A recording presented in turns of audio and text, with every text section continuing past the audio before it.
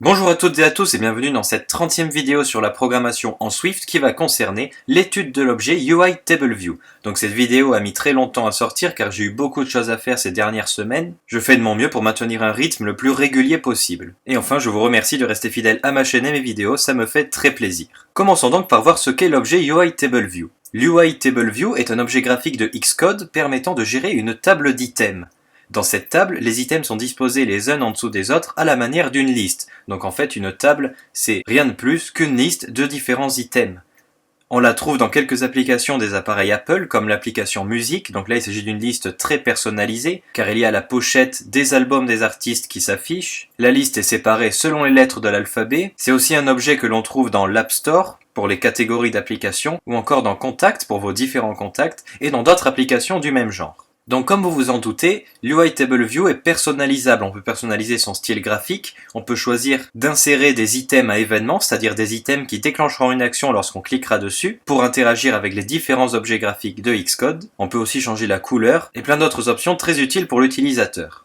Ce qui est très important de savoir, c'est que l'objet UI TableView représente une interface à lui tout seul. Ce n'est pas un objet graphique comme on a vu précédemment que l'on va venir insérer sur une interface. UI TableView est en fait une interface à lui tout seul. Et cette interface possède à l'intérieur plusieurs sous-vues. Sous-vues que nous allons voir tout de suite grâce à ce schéma. Donc comme je vous l'ai dit, toute l'interface représente ici l'objet UI TableView. On peut voir ici qu'il y a deux blocs, deux listes d'items. C'est ce qu'on appelle une section. Une section représente une liste d'items. Donc ici, il y en a deux qui sont réseau et médias. Réseau, c'est le titre de la section qu'on appelle header sous Xcode. Et les éléments de cette liste, à savoir YouTube, Twitter ou encore musique et film, sont ce qu'on appelle les cellules ou alors les lignes. Dans Xcode, le nom donné est row, R-O-W. Donc voilà pour le vocabulaire de UI TableView. Nous allons commencer par utiliser l'interface du Xcode pour créer notre table et nous verrons ensuite comment la créer avec la programmation, donc la créer de manière dynamique. Créez donc un nouveau projet ou alors reprenez un projet déjà existant et pour cette vidéo nous allons commencer par nettoyer le storyboard, c'est-à-dire faire en sorte d'avoir un storyboard qui soit vide. Donc dans chaque projet créé, comme vous le savez, il y a le fichier viewcontroller.swift qui est créé automatiquement. Et bien ce fichier, nous allons le supprimer. En effet, ce fichier viewcontroller est la vue qui est associée au contrôleur créé par défaut dans le main storyboard. Mais comme la TableView est une interface à elle seule, nous n'allons pas avoir besoin de viewcontroller, donc on peut la supprimer. Donc clic droit sur le fichier, puis delete. Moi je vais la mettre à la corbeille. Une fois fait, nous allons nettoyer le storyboard. Donc pour ça, nous allons cliquer sur la vue contrôleur, c'est-à-dire celle qui est présente par défaut, et nous allons aller dans Edit, puis Delete. Nous avons maintenant un main storyboard qui est vide, et nous allons pouvoir commencer. Alors cette manipulation de supprimer le fichier view controller, il ne faudra pas le faire à chaque fois que vous faites une application avec UI TableView. Le view controller peut être utile par exemple pour une interface d'accueil, bien évidemment. Si je l'ai fait ici, c'est pour vous montrer qu'on n'en a pas besoin. Donc nous allons maintenant insérer l'objet UI TableView Controller. Donc c'est celui-ci avec cette icône-là, il s'appelle TableView Controller. Je vais le déposer dans mon storyboard et vous voyez que c'est une interface à lui tout seul, comme je vous l'ai dit précédemment. Vous pourrez accéder aux sous-vues de cet objet dans la colonne de gauche que vous pouvez afficher ou cacher grâce au petit bouton en bas à gauche du storyboard. Et ici, vous pourrez voir tous les objets contenus dans chaque sous-vue de cet objet-là. Donc notre objet ViewController possède une TableView qui va permettre d'afficher la liste. Cette TableView possède des cellules, donc ici nommées TableView Cell, et ces cellules-là posséderont une sous-vue, donc un contenu, que l'on va créer immédiatement. Donc d'abord, comme on a enlevé ViewController, nous allons configurer ce contrôleur-là comme étant notre contrôleur initial. Pour cela, on clique dessus, et dans le quatrième onglet, là où on choisit habituellement la taille pour les appareils, on va cocher la case Is Initial View Controller. Et on voit qu'une flèche est apparue ici, il s'agit de la flèche d'entrée de notre application. Donc cette interface sera la première interface qui va s'afficher lorsqu'on va démarrer notre application. Donc comme je vous l'ai montré, par défaut, il y a des cellules et des contenus qui sont vides. Et nous allons justement cliquer sur TableView, car c'est la partie de l'interface qui nous intéresse. Et là, on va pouvoir personnaliser les cellules et le contenu de notre tableau. Encore une fois, grâce à la colonne de droite dans le quatrième onglet. Donc ici, au lieu de montrer des cellules dynamiques, c'est-à-dire des cellules qui peuvent être programmées par le code, nous allons cliquer sur Static Cells pour avoir des cellules statiques. Et on voit déjà que l'interface change. Ici, on a un premier schéma qui ressemble à une liste d'items. Aussi, on va ajouter un style à nos cellules, on va ajouter le style groupé. Le style groupé va avoir pour effet d'isoler nos cellules de plusieurs objets ou plusieurs sous-vues de l'interface, comme par exemple une autre section. D'ailleurs, vous pouvez décider d'ajouter une ou plusieurs sections grâce au deuxième paramètre ici. Si j'en ajoute 2, une autre section s'ouvre, 3, 4, et chaque section devient un objet contenu dans la Table View. Nous, en l'occurrence, on a besoin d'une seule section et nous avons choisi grouper pour avoir une meilleure organisation de ces éléments. Une fois qu'on a fait ça, on va maintenant cliquer sur l'objet qui correspond à notre section. Donc cliquons dessus et la colonne de droite a changé d'interface. Ici, on va pouvoir définir le nombre de lignes de notre section. Donc regardez, si je diminue ou si j'augmente, la section évolue en direct sur le storyboard. Et on a aussi la mention header, ce que je vous ai expliqué tout à l'heure, qui est le nom de l'entête de la section. Pour notre exemple, nous allons reprendre ici réseau pour illustrer les réseaux sociaux. Cliquez sur entrée et le titre est maintenant donné à votre section. Vous remarquerez que c'est aussi le titre donné à l'objet de votre section dans Table View. Et si vous déroulez votre objet réseau, eh bien vous allez avoir 3 cellules, car il y a en effet 3 cellules qui sont contenues dans la section réseau. Une fois qu'on a fait ça, qu'on a sélectionné la table, qu'on lui a donné un style, qu'on a changé l'entête de la section, on va maintenant s'intéresser aux cellules. En fait, le processus va de plus en plus en profondeur dans l'interface. Donc qu'est-ce qu'on fait? Eh bien on va cliquer sur la cellule, par exemple la première, ici, et l'interface à droite a encore une fois changé. Donc on peut choisir le style de la cellule, donc customiser, basique, c'est celle que nous allons choisir, donc avec un simple label. On peut aussi choisir Right Detail avec une description sur la droite, ou encore Left Detail, où cette fois-ci la description et le label sont ensemble, et même le sous-titre, donc le sous-titre qui accompagne le label de l'élément. Nous allons choisir basique. Donc pour l'instant, je ne vais pas vous présenter les autres options, elles sont un peu trop avancées, mais nous allons faire de même pour les autres cellules. Donc ici, je choisis basique, et sur la troisième, basique aussi. Pour changer le texte de la cellule, il y a 2 solutions. Vous pouvez directement cliquer sur le titre de la cellule, et vous le modifiez à la main. Donc ici, je vais mettre Twitter, avec un T majuscule. Ou alors, vous pouvez tout simplement cliquer sur votre deuxième cellule, dérouler la deuxième cellule jusqu'à aller à son contenu, et dérouler enfin le contenu pour atteindre le titre. Ici, vous pouvez changer le titre dans la colonne de droite qui s'est mis à jour spécialement pour le label. Une fois que vous avez fait ça, eh bien c'est terminé. Vous venez de créer votre première Table View, votre liste d'items, avec l'interface de Xcode. On peut évidemment ajouter des petites icônes à droite, donc les icônes classiques. Par exemple, je sélectionne la première cellule, et ici, dans Accessory, donc accessoires, je peux choisir par exemple la flèche qui me dit que ça va amener vers une autre interface, c'est mieux pour l'utilisateur, ou encore la flèche plus les détails pour avoir des informations, ou tout simplement les détails seuls, ou même encore un check, un petit V de validation. C'est vous qui choisissez, nous on va mettre le plus classique, c'est-à-dire Disclosure Indicator. Donc ici je ne vais pas le faire, mais si vous exécutez l'application, vous allez tomber sur cette interface-là, donc vous ne pourrez pas cliquer dessus, ça sera factice, mais vous avez déjà une ébauche de la Table View grâce à Xcode. Rien ne vous empêche de vous entraîner en créant par exemple une deuxième section. Donc pour cela, il faut bien sûr revenir dans l'objet réseau, puis dans son pair, c'est-à-dire Table View, et ici augmenter les sections. Donc par défaut, il double la section, comme vous pouvez le voir, mais rien ne vous empêche d'aller dans réseau et de nommer cette section autrement, comme par exemple le fruit pour faire une liste de fruits, et après vous modifiez les items, tout cela à la main avec l'interface graphique. Donc avant de terminer cette première partie sur la manipulation des Table View avec Xcode, nous allons insérer une navigation pour que nos items fassent quand même quelque chose. Donc pour cela, vous allez sélectionner votre interface. Je vais d'ailleurs supprimer la section car je n'en ai pas besoin.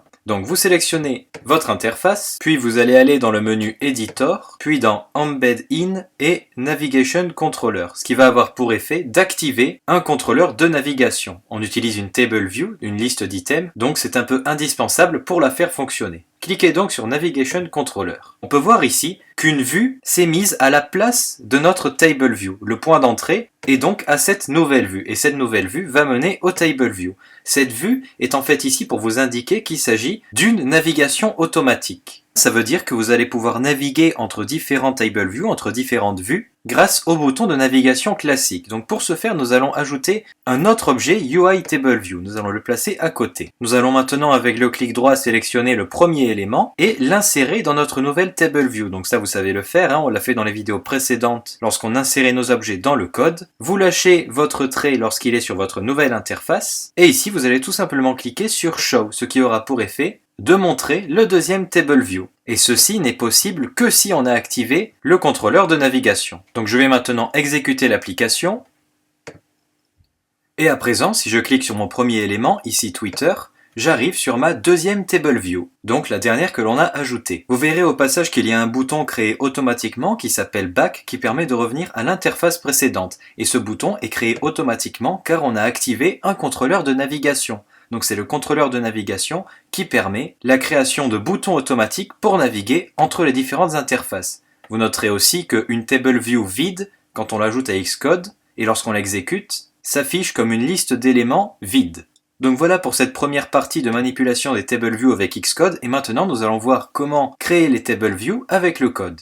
Si on veut utiliser l'objet UITableView par le code, il faut savoir que les méthodes en charge de la gestion de cet objet se trouvent dans le protocole UITableViewDelegate. Ce protocole est utilisé par la classe UITableViewController.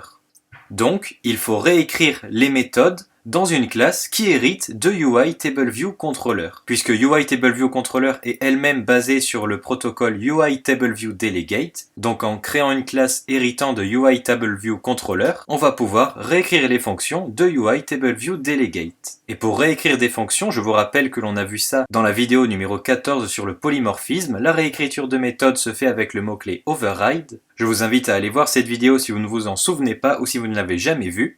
Les méthodes à réécrire ont des entêtes complexes, ça c'est sûr, mais nous permettent d'éviter de manipuler l'interface graphique. Évidemment, là est l'intérêt. Et si cela nous évite de manipuler l'interface graphique, c'est parce qu'on mentionnera dans notre classe plusieurs données, comme le nombre de sections, le nombre de cellules par section, le titre du header, et plein d'autres choses. En fait, tout ce qu'on a vu précédemment pourra être manipulé par le code. Nous allons donc commencer par créer une classe qui hérite de UITableViewController. Pour cela, nous allons faire un clic droit sur notre dossier principal, cliquez sur New File, et ici nous allons choisir Cocoa Touch Class. On aurait pu choisir Swift File, c'est-à-dire un fichier Swift totalement vide, mais il aurait fallu ajouter les contrôleurs et les lier à l'interface, alors que le Cocoa Touch Class fait tout cela automatiquement. Donc double-cliquez sur Cocoa Touch Class. Pour cet exemple, nous allons prendre une liste d'artistes musicaux, donc on va appeler notre contrôleur Artist Table View Controller. Cette classe va hériter non pas de UIViewController comme on l'a dit, mais de UITableViewController, donc celle-ci. Le langage reste Swift et on peut maintenant créer notre fichier. Donc je l'enregistre au même endroit que les autres, et le fichier est à présent créé. Donc on peut voir qu'en ayant créé le fichier et en le faisant hériter de UITableViewController, le fichier m'a déjà généré automatiquement la réécriture de fonctions ainsi que leur corps. Ici, on n'aura pas à écrire override explicitement à la main. Xcode l'a généré automatiquement pour vous. Qu'est-ce qu'il y a donc comme nouvelles méthodes? Donc ces deux méthodes-là, vous les connaissez, c'est les méthodes classiques que l'on retrouve dans un contrôleur. Et parmi les nouvelles méthodes, il y a la réécriture de la fonction nombre de sections, number of sections, qui renvoie un int, et en fait, ce qu'il renvoie, c'est le nombre de sections. Et nous allons mettre, on va dire pour l'exemple, 3 sections. Donc ici, j'ai juste à écrire return 3. Alors c'est une fonction un peu bizarre car elle retourne simplement un nombre entier. Et comment ça va marcher? Eh bien en fait, quand on va exécuter notre application, le fichier qui va correspondre à l'interface de la TableView va être scanné par Xcode, et en le faisant hériter de UITableViewController, Xcode va comprendre qu'il s'agit de méthodes de TableView, et il va aller chercher les méthodes importantes dont il a besoin pour nous créer l'interface. En allant chercher number of sections, ou en appelant plutôt cette fonction va lui renvoyer 3. Donc il saura qu'il faut mettre 3 sections dans notre tableau. On peut voir aussi qu'il y a une autre fonction qui s'appelle TableView. Alors il faut faire attention car il y a plusieurs fonctions dans UITableViewController qui s'appellent TableView. Sa fonctionnalité est en fait le plus souvent indiquée par son deuxième paramètre qui correspond ici au nombre de lignes dans une section. Vous pouvez avoir aussi une fonction TableView avec par exemple, celle qui est commentée ici, on a bien TableView, le même nom, sauf que le deuxième paramètre cette fois-ci indique à quelle ligne est quelle cellule. Donc ce n'est pas du tout la même chose qu'ici, qui indique le nombre de lignes par section. Nous on va mettre 5 lignes par section, donc on va avoir 3 sections de 5 lignes, soit 15 éléments au total. Une fois qu'on a fait ça, je vais enregistrer le fichier donc avec commande S et je vais retourner dans mon main storyboard. Ici, je vais sélectionner ma TableView, donc la TableView, la deuxième TableView que j'ai mis, c'est-à-dire celle-ci. Et dans le troisième onglet du volet de droite, je vais ici, dans Classe, sélectionner la classe que j'ai créée, c'est-à-dire Artist, TableViewController. Vous voyez, Xcode me le propose. Et maintenant, cette TableView est liée à mon fichier Artist TableViewController. Bon, ici, ça n'a pas trop de sens de mettre une TableView d'artiste après des réseaux sociaux, mais c'est juste pour l'exemple. Ensuite, nous allons faire quelques manipulations. Nous allons retourner sur le quatrième onglet. Nous allons sélectionner dans Artist TableViewController la TableView. Puis ensuite, on va sélectionner la cellule de notre TableView et on va customiser son style. Donc on va lui mettre un style basique, comme d'habitude, et on va lui donner un identifiant. C'est très important. Cet identifiant, en fait, c'est un identifiant qui va identifier la cellule, tout simplement. Donc on peut l'appeler par exemple ID cellule. Cet identifiant, on va le réutiliser dans le code pour que Xcode comprenne de quelle cellule il s'agit lorsqu'on va faire une opération complexe sur celle-ci. Une fois que vous avez fait cela, nous allons revenir dans notre code, donc artist table view controller, et on va décommenter, maintenant qu'on a donné notre identifiant, la première fonction, donc la fameuse cell for row at, identifiée par le deuxième paramètre. Et cette fonction va nous permettre de configurer la cellule. Donc qu'est-ce qu'on entend par configurer? Eh bien aller cibler la cellule et lui mettre le contenu que l'on veut. Donc on peut voir que cette fonction est déjà créée d'une constante qui s'appelle cell et qui va prendre comme valeur notre cellule, notre objet graphique cellule avec son identifiant. Donc l'identifiant est à remplacer à la place de celui-ci, donc qui est l'exemple, on l'avait appelé id cellule. Et pour configurer la cellule, il suffit simplement d'appeler notre constante. On va ensuite cibler son label, donc avec un point et text label, puis cibler son texte, et ensuite on met la valeur que l'on veut qui s'affiche dans l'élément, dans la cellule. Donc si là il y a une erreur, c'est parce que text label peut prendre la valeur de nul, donc c'est une optionnelle. Voilà, il faut mettre un point d'interrogation après text label. Alors qu'est-ce qu'on va mettre comme texte? Eh bien pour montrer que c'est bien généré dynamiquement dans un ordre précis, on va pouvoir numéroter nos artistes et leur associer des morceaux. Donc on va mettre par exemple artiste suivi de son numéro qui est l'attribut indexPass, donc on va le mettre ici, donc indexPass, point section, car on va récupérer le numéro de section. Je vous rappelle qu'il y a 3 sections, donc il y aura dans notre cas 3 artistes, et on le fait suivre du morceau, et là pour identifier le numéro du morceau, eh bien au lieu de choisir le numéro de section, on va choisir le numéro de ligne. Et donc on a 5 lignes, ce qui veut dire que chaque artiste aura 5 morceaux. Donc évidemment, ce qu'on fait là, ça n'a pas de sens, mais c'est que pour l'exemple. C'est pour vous montrer que ça sera bien généré dynamiquement dans l'ordre par Xcode. Donc on refait appel à indexPass, sauf que cette fois-ci, on l'appelle sur les lignes. Comme je vous l'ai dit, row sous Xcode. Donc maintenant, nos cellules auront artiste 1, morceau 1, artiste 1, morceau 2, artiste 1, morceau 3, et ainsi de suite pour chaque section. Donc voilà ici comment on peut configurer le texte d'une cellule par le code. On récupère notre constante cellule et on lui applique le texte sur son label qui peut être une optionnelle et ensuite vous mettez le texte que vous voulez et vous pouvez identifier vos éléments, numéroter vos cellules et vos sections en faisant appel à l'attribut indexPass. Donc soit sur section pour avoir le numéro de section, soit sur row pour avoir le numéro de ligne. Nous allons maintenant ajouter une autre fonction TableView qui va nous permettre de changer le titre de l'entête de la section, donc de changer le header. Donc à la suite de la première fonction, on écrit override func TableView et on va la chercher dans la liste. Donc cette fonction s'appelle, je vais la retrouver, ça doit s'appeler title for header. Ah voilà, title for header in section. Donc il y en a deux qui ont l'air identiques. On va prendre la première. Et comment ça marche? Eh bien en fait, vous voyez que ça renvoie un string qui peut être nul, donc une chaîne de caractères. Donc on va simplement retourner le nom de notre entête, c'est-à-dire retourner une entête qui s'appelle artiste, numéro, et pour le numéro, nous allons faire appel à la section. Section qui est un paramètre qui contient le numéro de section qui se trouve ici, donc qui est plutôt très pratique. Et voilà, maintenant l'entête de notre section sera artiste numéro 1 pour la première section, puis artiste numéro 2 pour la deuxième section. Xcode s'occupe automatiquement de la numérotation tant que vous lui mentionnez que vous voulez le numéro du paramètre section. Car tous les paramètres dans ces fonctions vont varier au cours de l'exécution et c'est ceux-là qui vont vous donner vos bons contenus de cellules. Donc vous voyez que les fonctions sont assez complexes d'entête, mais au final, elles ne sont pas si compliquées que ça à manipuler. Je vais maintenant exécuter l'application. Donc notre première interface ne change pas, puisqu'on a changé la deuxième, donc je réappuie sur Twitter, qui fait le lien avec notre deuxième TableView, et là, on tombe sur une interface toute faite générée par Xcode grâce à notre code, alors qu'on a simplement changé la valeur de retour de 2 fonctions et créé une classe qui hérite de UITableViewController. Et bien voici ce que ça nous a généré. On voit qu'il y a 3 sections, donc les sections et les lignes commencent à 0 et non à 1, c'est comme dans un tableau, faut faire attention. Donc si on avait voulu avoir 1, 2 et 3, et bien dans le code, on aurait simplement ajouté après le numéro de section 1 plus 1 pour incrémenter ce paramètre de 1 et ainsi avoir artiste 1, 2 et 3. Mais là, vous voyez bien que le titre header des sections a été respecté et que ce qui se trouve à l'intérieur de chaque section, eh bien c'est bien ce qu'on a modifié dans la fonction. c'est-à-dire en mettant le texte artiste suivi du numéro de la section, tiré, morceau suivi du numéro de la ligne. Il y a toujours le bouton Back qui permet de retourner en arrière grâce au contrôleur de navigation.